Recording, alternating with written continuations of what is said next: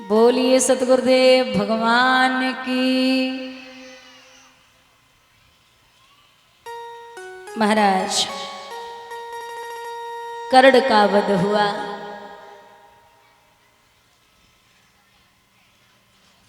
यहाँ एक दिन की बात है।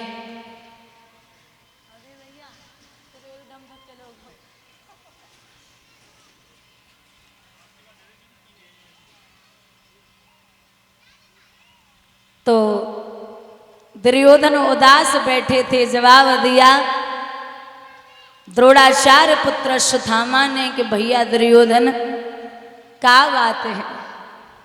बोले अब कुछ नहीं बता सकता, अब तो कर्ण मारे गए, हमारे हाथ में कोई भी ऐसा नहीं है जो पांडवों का कुछ बिगाड़ सके। तो अश्वत्थामा ने जवाब दियो, जाओ भैया दुर्योधन, आप भी क्या याद रखोगे, मैं आपसे सौगंध खाता हूं कि आज रात्रि में 5 पांडवों को मार के लाऊंगा। दुर्योधन बोले अश्वत्थामा वे पांडव कोई गाजर मूली ना जो तुम काट के ले आओ, उन पे भगवान का हाथ है। बोले आप मानिए मैं लाऊंगा। ठीक है। रात्रि का समय अश्वत्थामा चला, पांडव तो नहीं मिले, वो दूसरे सैन्य कक्ष में लेटे थे। द्रौपदी के 5 पुत्र लेटे हुए अश्वत्थामा ने सर काटे और थाल में रख लिए। अब रात्रि है, दुर्योधन के सामने पहुंचे, बोले ये लो, रोज कहते थे नहीं मार पाऊंगा नहीं मार पाऊंगा, आज मार के लाया हूं। अब गुस्से में तो था ही। दुर्योधन बोले ओरे अश्वत्थामा एक काम कर, क्या? सबसे पहले हमें भीम को सर दो, सबसे पहले हमें भीम का सर दो जिसने मेरे भाई दुशासन को मारा है। तो सबसे बड़ा सर भीम के बच्चे का था, निकाल के दिया, कहा ये लो, ये भीम का सिर है। रात्रि में दिखाई तो दिया नहीं। जैसे ही दुर्योधन ने दोनों तरफ से सिर दबाया तो महाराज सर बीच से फट गया। सोई खोपड़ी पकड़ के दुर्योधन बैठे और जवाब दो जल्दी से प्रकाश कर ले। अरे ओ बावरे, भीम को सिर इतना कमजोर ना है जो हमारे दबावे से फट जावे। ये कछु दारे में कारो प्रकाश कर ले।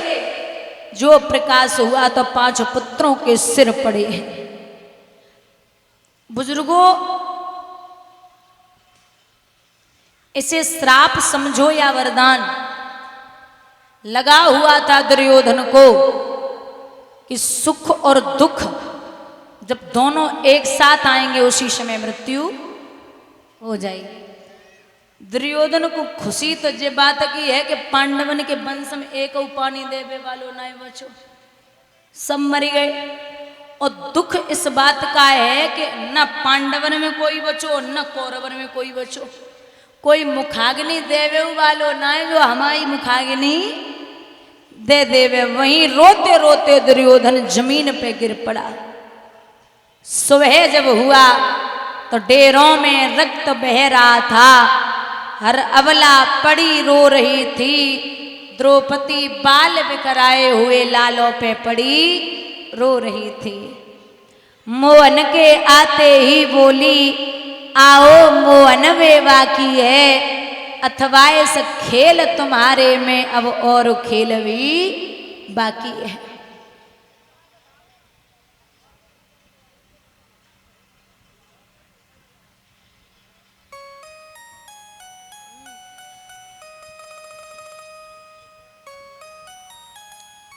भगवान ने जो देखा तो व्याकुल हो गए। बेना मैं तेरी सौगंध खाता हूं, अगर उस अश्वत्थामा को तेरी आंखों के सामने न मारा तो हमसे भी कन्हैया कौन कहे। चल दिए द्वारिकाधीश। जब चलते जा रहे हैं तो बंधुओं अश्वत्थामा को पकड़ लिया। मारने ही वाले थे तो अर्जुन ने कहा कि आप द्रौपदी से वचन भर के आए हो, उसकी आंखों के सामने ही मारना। सो भगवान द्रौपदी के सामने पहुंचे। बोल में ना, जब पापी को क्या करें, धन्य है वो द्रौपदी। हाथ जोड़ के जवाब देती है, कृष्ण आप यदुवंशी हैं और ये जाति का ब्राह्मण है, अगर आपने इस पे हाथ उठा दिया कन्हैया तो मेरे तो 5 मरे हैं और ये द्रोणाचार्य का अकेला बेटा है। द्रोणाचार्य तो मारे गए। द्रोणाचार्य की पत्नी का नाम था गौतमी। बोले कि मारोधी दस्य जननी गौतमी पति देवता यथा हम मृतवत्सा अर्ता रोदिम्य श्री मुखी मुहु येम कौपितम ब्रह्मा कुलम राज्य ने रजिता लाभि तत्कुलम प्रतहत्या सुसान बन्नम सुचा प्रथम। अगर आपने इसे मार दिया तो निश्चित है कि इसकी मां व्याकुल हो जाएगी, इसलिए आप कुछ भी करो इसे छोड़ दो। भगवान बोले छोड़ दूंगा, पहले पूछ तो लेने दो किसे। जवाब दिया, धर्मराज बताओ इसका क्या करें। धर्मराज बोले जो धर्म ग्रंथ कहते हो वो करो। अच्छा भीम से कहा बताओ इसका क्या करें। भीम बोले अगर तुमने छोड़ दो तो हम मार दिए। अर्जुन से कहा इसका क्या करें, बोले मार दो। नकुल सहदेव बोले जो बड़े भैया कह रहे हो वो करो। सबने कहा भगवान बोले हम बताएं क्या करना है। बोले बताओ। बोले ब्रह्म बंतु नहंते व्यय आते आई वदाहरणाम मायवनो मानवंतयम परिपापी अनुशासनम।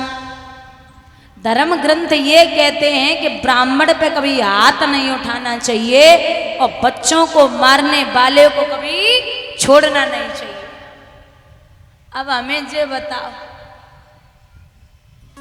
एक तो ब्राह्मण है और दूसरो बच्चन को मारो है, भाई छोड़ो ना जा सकतो मारो ना जा सकतो है। तो बोले क्या करें। बोले एक काम करो, का मौत के बराबर के सजा होवे जगो नाम है अपमान बेइज्जती। आप किसी को मारोगे वो एक ही बार में मर जाएगा, लेकिन लाखों की भीड़ के सामने किसी एक को खड़ा कर लो, उसकी बेइज्जती कर दो। जब जब वो दर्पण में मुख देखेगा तब तब रोज रोज तिल तिल मरेगा। तो एक मणि थी उसके सिर में, द्रोणी